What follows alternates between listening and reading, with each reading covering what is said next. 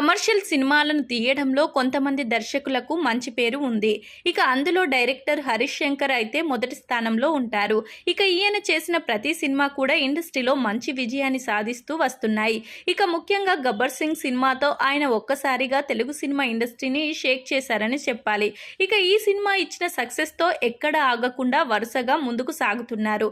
ఇక ఇప్పుడు ఈయన రవితేజతో చేస్తున్న మిస్టర్ బచ్చన్ అనే సినిమా భారీ విజయాన్ని అందుకుంటుందా లేదా అనే అనుమానాలు అయితే వ్యక్తమవుతున్నాయి. ఇక ఈ సినిమాతో ఎలాగైనా సరే భారీ సక్సెస్ సాధించాలనే ఉద్దేశంలో ఇద్దరు ఉన్నట్లుగా తెలుస్తుంది. అయితే ఇప్పుడు ఈ సినిమా బడ్జెట్ అనేది భారీగా పెరిగిపోయిందట.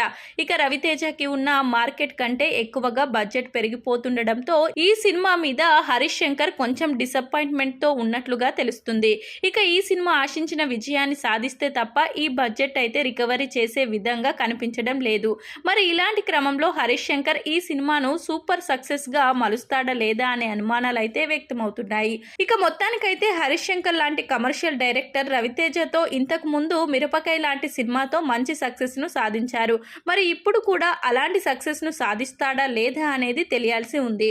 ఇక ఈ సినిమా తర్వాత ఉస్తాద్ భగత్ సింగ్ సినిమా షూట్ లో పాల్గొననున్నారు.